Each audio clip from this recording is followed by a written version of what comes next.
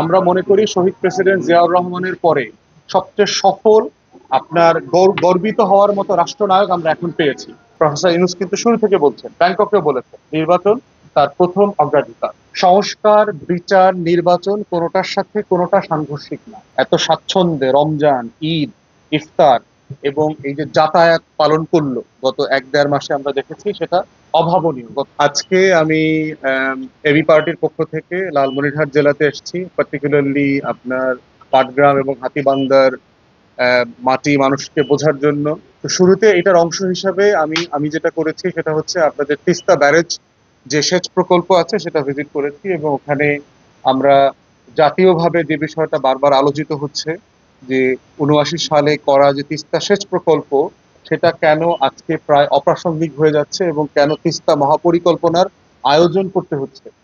তো সেই জায়গাতে বেইজিং সফরে আপনারা দেখেছেন যে প্রধান উপদেষ্টা আপনার ওখানকার যে সরকার আছে চাইনিজ গভর্নমেন্টকে অনুরোধ করেছেন যে আমাদের টোটাল নদী ব্যবস্থাপনা নিয়ে আগামী ৫০ থেকে ১০০ বছরের একটা মহাপরিকল্পনা দেওয়ার জন্য।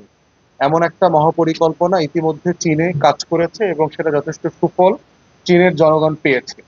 যেহেতু ভারতের সাথে আমাদের ৫৪টা অভিন্ন নদী আছে, সেই জায়গাতে একটা মহাপরিকল্পনার উপর ভিত্তি করে আমরা কি কি বেনিফিট নিতে পারি, পার্টিকুলারলি তিস্তার নাব্যতা ধরে রাখা, তিস্তার গভীরতা ধরে রাখা, শীত মৌসুমে পানি আটকে রাখা, গরমের মৌসুমে যখন আমাদেরকে ভারতের উজান থেকে আপনার গেটগুলো খুলে দেয়, এখানে বন্যা তৈরি হচ্ছে, ধরলা নদীটা আপনাদের মরে গেছে একেবারে দেখলাম। তো সেই বাস্তবতায় আপনার এই মহাপরিকল্পনাটা যদি করা হয়, শুধু ৫.৫ লক্ষ কৃষক না ৪টা জেলার, বরং ২ কোটি তিস্তা পাড়ের মানুষ এখান থেকে বেনিফিটেড হবে। তো সেই জায়গাতে পার্টিকুলারলি কয়েক হাজার কোটি টাকা অলরেডি বিনিয়োগ করবার প্রস্তাবনা চীনের সরকারের আছে। সেটাকে আমরা চাচ্ছি বাংলাদেশের মানুষের স্বার্থে, উত্তর অঞ্চলের মানুষের স্বার্থে, এই তিস্তা পাড়ের ৪টা জেলার কোটি কোটি মানুষের স্বার্থে এটাকে যেন স্পিড আপ করা যায়, তাড়াতাড়ি এটার ব্যবস্থা নেওয়া যায়, সেই দাবি আমরা করছি। দ্বিতীয়ত হচ্ছে এরপরে আমরা বুড়িমারি যে স্থলবন্দর আছে, বাংলাদেশের দ্বিতীয় বৃহত্তম স্থলবন্দর, সেটার যে চ্যালেঞ্জগুলো আছে, সংকট আছে, এবং কিভাবে সংকটগুলো কাটিয়ে এটাকে দেশের একটা প্রফিটেবল বন্দরে পরিণত করা যায়। রাষ্ট্র এখন ১৫০ কোটি টাকার মতো এখান থেকে রাজস্ব পায়, এটা থেকে আরো কয়েকশো গুণ বেশি রাজস্ব আদায়ের সম্ভাবনা এখানে আছে। আরো হাজার হাজার মানুষের কর্মসংস্থানের ব্যবস্থা করবার সুযোগ আছে। বিশেষায়িত অর্থনৈতিক জোন করা যায় কিনা, পরিবেশ বান্ধব, প্রতিবেশী বান্ধব এবং প্রযুক্তি বান্ধব, এটা করতে পারলে এখানকার অর্থনীতি যেমন চাঙ্গা হবে, দেশ, রাষ্ট্র বেনিফিটেড হবে। জাতীয় পর্যায়ে আপনারা জিজ্ঞেস করেছেন যে অন্তর্বর্তীকালীন সরকারের পারফরমেন্সের পার্টিকুলার জায়গাটা দেখেন যে বাংলাদেশের মানুষ এত স্বাচ্ছন্দ্যে রমজান, ঈদ, ইফতার এবং এই যে যাতায়াত পালন করলো গত এক দেড় মাসে আমরা দেখেছি, সেটা অভাবনীয় গত কয়েক বছরের তুলনায়। দ্বিতীয়ত হচ্ছে আন্তর্জাতিক সম্পর্কের ক্ষেত্রে দেখবেন যে পশ্চিমারা, স্টেট ডিপার্টমেন্ট, ওয়াশিংটন থেকে আপনার আমাদের স্বাধীনতা দিবসে বার্তা দেওয়া হয়েছে, আমাদের জাতিসংঘের মহাসচিব এখানে আসলেন, ৪ দিনের একটা মিটিং হয়েছে, আমিও সেই মিটিং এ গিয়েছি, আপনারা অনেকে দেখেছেন।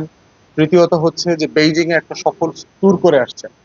এখন ভাই জিজ্ঞেস করেন বিমস্টেকের মিটিং এ ব্যাংককে মোদির সাথে বসাটা অথবা সেভেন সিস্টার্স এর যে ব্যাপারে যে তিনি বেইজিং এ থাকতে যে বক্তব্য দিয়েছেন সেটা সাংঘর্ষিক কিনা। সাংঘর্ষিক না। বেইজিং এ যে বক্তব্যটা ছিল সেটা ছিল চায়নাতে ব্যবসায়ীদেরকে বাংলাদেশে বিনিয়োগ করবার জন্য উনি উদ্বুদ্ধ করছিলেন। সেটার অংশ হিসাবে উনি বলেছেন যে আপনারা বাংলাদেশে আসলে শুধু বাংলাদেশে ব্যবসা করতে পারবেন না, সেভেন সিস্টার্স এর যে ৭টা রাজ্য আছে ভারতের, সেখানেও আপনার পণ্য আপনারা পাঠাতে পারবেন। বাংলাদেশের পণ্যের যে মার্কেট সেটা আরো অনেক বড় উনি বুঝাইতে চাইছেন। এবং এই সেভেন সিস্টার্স আমাদের বঙ্গোপসাগরে অ্যাক্সেস করাটা তার জন্য ইজি, কারণ সে ল্যান্ডলক কান্ট্রি, তার নদী নাই, তার সমুদ্র নাই। এই সুবিধাটা বোঝানোর ক্ষেত্রে এটা বলেছেন। এটা ভারতের সাথে তার সভরেন্টিকে কোশ্চেন করা, তাকে ছোট করা, হেয় করা অথবা ইন্টারফেয়ারেন্সের কোনো রাজনীতি এখানে মিন করা হয়নি। অতএব ব্যাংককের মিটিং এর প্রস্তাবনা কিন্তু আরো আগে থেকেই আসছে। বাংলাদেশ সরকার কিন্তু গত ৭ মাস থেকে ভারত সরকারের সাথে বসবার জন্য অনুরোধ করেছে, জাতিসংঘের সাইডলাইনে বসবার জন্য চেষ্টা করেছে, COP25 এর মিটিং এর সাইডলাইনে বসবার জন্য চেষ্টা করেছে, ডাভোসে সুইজারল্যান্ডের যে অর্থনৈতিক যে ওয়ার্ল্ড ইকোনমিক ফোরামের মিটিং হয়েছে সেখানে বসবার চেষ্টা করা হয়েছে। অতএব অন্তর্বর্তীকালীন সরকারের পক্ষ থেকে কিন্তু বারবার ভারতের সাথে বসা, আমাদের দ্বিপাক্ষিক যে ইস্যুগুলো আছে সেগুলো সমাধান করা এবং সেগুলোকে নিয়ে কিভাবে জনগণের মধ্যে জনগণ, রাষ্ট্রের সাথে রাষ্ট্রের সম্পর্কটা এগিয়ে নিয়ে যাওয়া যায়, ১৬ বছরের ভুল ভ্রান্তি থেকে রাষ্ট্রের সাথে সম্পর্কটাকে যেন নতুন করে সাজানো যায়, সেই চেষ্টাটা শুরু থেকে করা হয়েছে। অতএব এখানে কোনো সাংঘর্ষিকতা নাই, বরং দুই দেশের স্বার্থ, দুই দেশের জনগণের ভিতরকার স্বার্থকে বাস্তবায়ন করবার জন্য চেষ্টা করা হচ্ছে। সংস্কার, বিচার, নির্বাচন কোনোটার সাথে কোনোটা সাংঘর্ষিক না। এই সবগুলো মিলে হচ্ছে অন্তর্বর্তীকালীন সরকার। 24-এর গণ অভ্যুত্থানে রাজনৈতিক দলগুলো যেভাবে অবদান রেখেছে, যাদের দাবি ছিল নির্বাচন, গণতন্ত্র, ভোট, আবার 24-এর গণ অভ্যুত্থানকে ছাত্ররাও অংশগ্রহণ করে এই আন্দোলনটাকে সফল করেছে, এবং তাদের দাবি হচ্ছে সংস্কার, নতুন বাংলাদেশ, বন্দোবস্ত, আবু সাইদের রক্তের বদলা নেওয়া, চাষিবাদী বন্দোবস্ত যেন ফিরে না আসে। অতএব এই সবগুলো মিলে হচ্ছে বর্তমান বাংলাদেশ দুয়ে দায় এবং দরদের যে রাজনীতির কথা আমরা বলছি, সেই রাজনীতির বাস্তবতা। এখানে কোনো সাংঘর্ষিকতা নাই। তাই আমরা বোধ করছি আলোচনার ভিত্তিতে, ঐক্যমতের ভিত্তিতে এই প্রত্যেকটা প্রসেস এগিয়ে নিয়ে যাওয়া যাবে। এবং প্রফেসর ইউনূস কিন্তু শুরু থেকে বলছেন, ব্যাংককেও বলেছেন, নির্বাচন তার প্রথম অগ্রাধিকার, ন্যূনতম সংস্কার যেখানে সবাই একমত হবেন, একমত হওয়ার পরে উনি এই নির্বাচনের দিকে আস্তে আস্তে যাবেন। নির্বাচন কমিশন গঠিত হয়েছে, ভোটার তালিকা হালনাগাদের কাজ চলছে, কমিশনে যত আইনি ফ্যাসিলিটি দেওয়া দরকার, ফান্ডিং করা দরকার, সেগুলো চলছে। অতএব সেই সব বাস্তবতাগুলো মিলে আমরা বোধ করছি সরকার অন্তর্বর্তীকালীন যে পরিকল্পনা জাতির সামনে দিয়েছে, সেই পথেই সে হাঁটছে। অর্থনীতি ঘুরে দাঁড়াচ্ছে, আমাদের রপ্তানি বাড়ছে, রেমিটেন্স বেড়েছে। বাংলাদেশের ইতিহাসে সবচেয়ে বেশি বৈদেশিক মুদ্রা বাংলাদেশে এসছে গত মাসে, প্রায় $3 বিলিয়ন আমাদের ইতিহাসে। আমাদের দেশে বিদেশি ইনভেস্টমেন্ট বাড়ছে, চায়না থেকে $2 বিলিয়ন উপরে ইনভেস্টমেন্ট এবং অনুদানের ওয়াদা পাওয়া গেছে। এগুলো সবগুলো আমরা বোধ করছি অন্তর্বর্তীকালীন সরকার গণ অভ্যুত্থান পরবর্তী বাস্তবতায় তার সফলতার যে মাপকাঠি, সেগুলোতে। তো সবকিছু মিলে আমরা আশাবাদী। এবি পার্টি মনে করছে যে সংস্কার, বিচার, নির্বাচন এবং এই উন্নয়নের যে রূপরেখা চলছে, এগুলো সবগুলোর সাথে আমরা একসাথে কাজ করব। এই গণ অভ্যুত্থানের দুইটা গুরুত্বপূর্ণ স্টেক হোল্ডার ছিল, রাজনৈতিক দল এবং ছাত্ররা, এবং দুই গ্রুপের আলাদা আলাদা ডিমান্ড আছে, এবং দুইটা ডিমান্ডই যৌক্তিক। নির্বাচনের চাওয়াটাও যেমন যৌক্তিক, সংস্কার চাওয়াটাও যৌক্তিক।